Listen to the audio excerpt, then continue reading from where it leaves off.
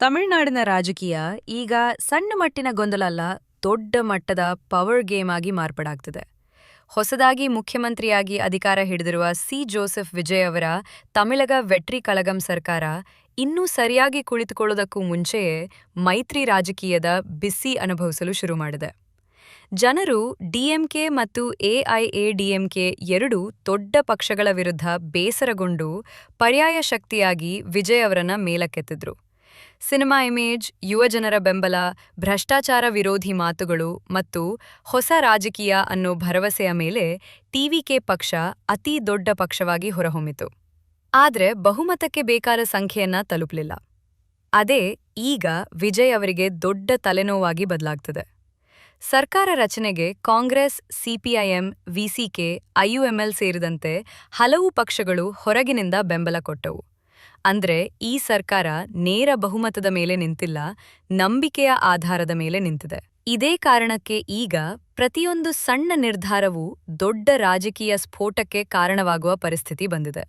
ವಿಶೇಷವಾಗಿ ಎಐಎಡಿಎಂಕೆಯ ಬಂಡಾಯ ಶಾಸಕರನ್ನ ತನ್ನತ್ತ ಸೆಳೆಯುವ ಪ್ರಯತ್ನ ವಿಜಯ್ ಸರ್ಕಾರಕ್ಕೆ ಆರಂಭದಲ್ಲೇ ಅಪಾಯದ ಗಂಟೆ ಮೊಳಗಿಸಿದೆ. ವಿಶ್ವಾಸಮತದ ವೇಳೆ ಅಡ್ಡಮತ ಚಲಾಯಿಸಿದ ಎಐಎಡಿಎಂಕೆಯ ಸುಮಾರು 25 ಶಾಸಕರನ್ನು ತನ್ನ ಸರ್ಕಾರದ ಭಾಗವಾಗಿಸಿಕೊಳ್ಳಲು ವಿಜಯ್ ತೆರೆಮರೆಯಲ್ಲಿ ಮಾತುಕತೆ ನಡೆಸುತ್ತಿದ್ದಾರೆ ಅನ್ನೋ ಸುದ್ದಿ ಹೊರಬಿದ್ದ ಕ್ಷಣದಿಂದಲೇ ಎಡಪಕ್ಷಗಳು ಕೆರಳಿವೆ. ಸಿಪಿಐಎಂ ನಾಯಕ ಪಿ ಷಣ್ಮುಗಂ ನೇರ ಎಚ್ಚರಿಕೆ ಕೊಟ್ಟಿರುವುದು ಈಗಿನ ರಾಜಕೀಯದ ಗಂಭೀರತೆಯನ್ನು ತೋರಿಸುತ್ತದೆ. ಜನರು ಡಿಎಂಕೆ ಮತ್ತು ಎಐಎಡಿಎಂಕೆ ವಿರುದ್ಧ ತೀರ್ಪು ಕೊಟ್ಟಿದ್ದಾರೆ. ಈಗ ಅದೇ ಪಕ್ಷದ ಶಾಸಕರನ್ನು ಕರೆದುಕೊಂಡು ಸರ್ಕಾರ ಉಳಿಸಿಕೊಳ್ಳೋದಂದ್ರೆ ಜನಾದೇಶಕ್ಕೆ ದ್ರೋಹ ಅನ್ನೋ ಸಂದೇಶವನ್ನು ಎಡಪಕ್ಷಗಳು ಬಲವಾಗಿ ಹೇಳುತ್ತವೆ. ಇಲ್ಲಿ ವಿಜಯ್ ಎದುರಿಸುತ್ತಿರುವ ದೊಡ್ಡ ಸಮಸ್ಯೆ ಏನು ಅಂದ್ರೆ, ಅವರು ಈಗ ಆದರ್ಶ ರಾಜಕೀಯ ಮತ್ತು ಅಧಿಕಾರ ಉಳಿಸಿಕೊಳ್ಳುವ ರಾಜಕೀಯ ಈ ಎರಡರ ಮಧ್ಯೆ ಸಿಲುಕಿದ್ದಾರೆ. ಒಂದು ಕಡೆ ಸರ್ಕಾರ ಸ್ಥಿರವಾಗಿರಬೇಕು ಅನ್ನೋ ಒತ್ತಡ ಇದೆ, ಇನ್ನೊಂದು ಕಡೆ ತಾವು ಹೇಳಿಕೊಂಡಿದ್ದ ಸ್ವಚ್ಛ ರಾಜಕೀಯದ ಇಮೇಜ್ ಕಾಪಾಡಿಕೊಳ್ಳಬೇಕಾಗಿದೆ. ಅವರು ಎಐಎಡಿಎಂಕೆ ಬಂಡಾಯ ಶಾಸಕರನ್ನು ಸಂಪುಟಕ್ಕೆ ಸೇರಿಸಿಕೊಂಡ್ರೆ ಸರ್ಕಾರ ತಾತ್ಕಾಲಿಕವಾಗಿ ಬಲವಾಗಬಹುದು. ಆದ್ರೆ ಜನರಲ್ಲಿ ಇವರು ಹಳೆಯ ರಾಜಕೀಯವೇ ಮಾಡ್ತಿದ್ದಾರೆ ಅನ್ನೋ ಭಾವನೆ ವೇಗವಾಗಿ ಹಬ್ಬಬಹುದು. ಅದೇ ಸಮಯದಲ್ಲಿ ಮೈತ್ರಿ ಪಕ್ಷಗಳ ಸ್ಥಿತಿಯನ್ನು ಗಮನಿಸಬೇಕು. ಕಾಂಗ್ರೆಸ್ ಹಾಗೂ ಎಡಪಕ್ಷಗಳು ಈಗ ವಿಜಯ್ ಸರ್ಕಾರಕ್ಕೆ ಬೆಂಬಲ ಕೊಟ್ಟಿದ್ರೂ ಸಂಪೂರ್ಣವಾಗಿ ಟಿವಿಕೆಗೆ ಶರಣಾಗಿಲ್ಲ. ಅವರಿಗೆ ತಮ್ಮದೇ ರಾಜಕೀಯ ಅಸ್ತಿತ್ವ ಇದೆ. ಅವರು ಯಾವಾಗ ಬೇಕಾದರೂ ಒತ್ತಡ ತಂತ್ರ ಬಳಸಬಹುದು. ಸಚಿವ ಸ್ಥಾನ, ಪ್ರಮುಖ ಹುದ್ದೆಗಳು, ನೀತಿಗಳ ಮೇಲೆ ಪ್ರಭಾವ, ಚುನಾವಣಾ ಮೈತ್ರಿ, ಜಿಲ್ಲಾ ಮಟ್ಟದ ನೇಮಕಾತಿ ಇವೆಲ್ಲದರ ಮೇಲೆ ತಮ್ಮ ಮಾತು ನಡೀಬೇಕು ಅನ್ನೋ ನಿರೀಕ್ಷೆ ಇರುತ್ತದೆ. ಅಂದ್ರೆ ವಿಜಯ್ ಸಂಪೂರ್ಣ ಸ್ವತಂತ್ರ ಮುಖ್ಯಮಂತ್ರಿಯಾಗಿ ಆಡಳಿತ ನಡೆಸೋದು ಅಷ್ಟು ಸುಲಭ ಅಲ್ಲ. ಇದೀಗ ಟಿವಿಕೆ ಸರ್ಕಾರದ ದೊಡ್ಡ ದುರ್ಬಲತೆ ಏನು ಅಂದ್ರೆ ಅದು ಸಂಖ್ಯೆಗಳ ಮೇಲೆ ಅವಲಂಬಿತ ಸರ್ಕಾರ. ಒಂದು ಪಕ್ಷ ಬೆಂಬಲ ವಾಪಸ್ ತೆಗೆದುಕೊಂಡ್ರೂ ಸರ್ಕಾರದ ಸ್ಥಿತಿ ಅಲುಗಾಡಬಹುದು. ಈ ಕಾರಣಕ್ಕೆ ಮುಂದಿನ ಕೆಲವು ತಿಂಗಳುಗಳು ವಿಜಯ್ ಆಡಳಿತಕ್ಕಿಂತ ಹೆಚ್ಚು ಮೈತ್ರಿ ನಿರ್ವಹಣೆಯಲ್ಲೇ ಕಾಲ ಕಳೆಯುವ ಸಾಧ್ಯತೆಯಿದೆ. ಪ್ರತಿಯೊಂದು ಮಸೂದೆ, ಪ್ರತಿಯೊಂದು ದೊಡ್ಡ ನಿರ್ಧಾರಕ್ಕೂ ಮಿತ್ರಪಕ್ಷಗಳ ಒಪ್ಪಿಗೆ ಬೇಕಾಗಬಹುದು. ಇದರಿಂದ ಆಡಳಿತದ ವೇಗ ನಿಧಾನವಾಗಬಹುದು. ಜನಸಾಮಾನ್ಯರ ದೃಷ್ಟಿಯಿಂದ ನೋಡಿದ್ರೆ ಆರಂಭದಲ್ಲಿ ವಿಜಯ್ ಮೇಲಿದ್ದ ಭಾರೀ ನಿರೀಕ್ಷೆ ಈಗ ಪರೀಕ್ಷೆಯ ಹಂತಕ್ಕೆ ಬಂದಿದೆ.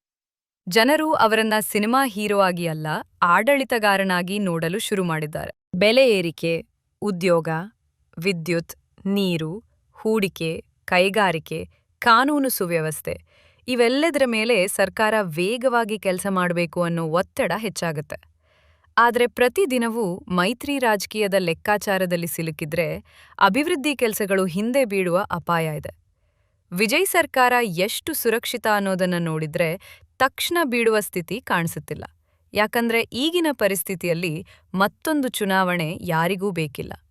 ಎಡಪಕ್ಷಗಳಿಗೂ ಕಾಂಗ್ರೆಸ್ಗೂ ಸಣ್ಣ ಪಕ್ಷಗಳಿಗೂ ಮತ್ತೆ ಜನರ ಎದುರು ಹೋಗುವ ಧೈರ್ಯ ಕಡಿಮೆ.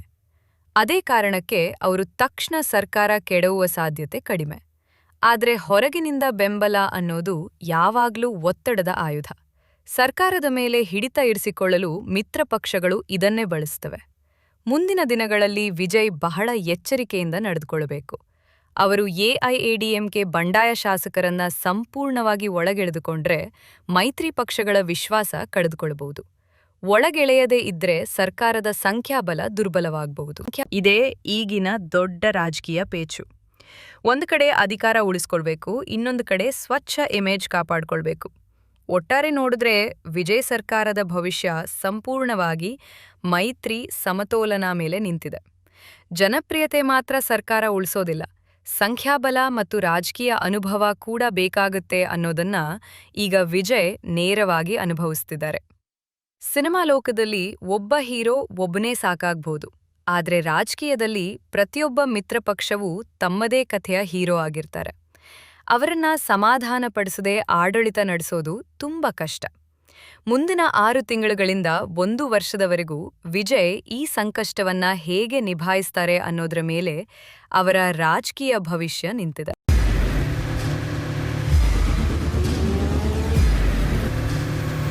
ಪ್ರಜಾಮಾರ್ಗ ನ್ಯೂಸ್, ಇದು ಜನಸಾಮಾನ್ಯರ ಧ್ವನಿ. ನಮಸ್ಕಾರ. ನೀವು ನೋಡ್ತಾ ಇದ್ದೀರಾ ಪ್ರಜಾಮಾರ್ಗ ನ್ಯೂಸ್. ರಾಷ್ಟ್ರದ ರಾಜ್ಯದ ರಾಜಕೀಯದ ಬಗ್ಗೆ ಹೆಚ್ಚಿನ ಸಿನಿಮಾ ಅಪ್ಡೇಟ್ಗಳಿಗಾಗಿ ಫಸ್ಟ್ ಲೈಕ್ ಮಾಡಿ, ಸಬ್ಸ್ಕ್ರೈಬ್ ಆಗಿ, ಹಾಗೆ ಫಾಲೋ ಕೂಡ ಮಾಡಬೇಕು.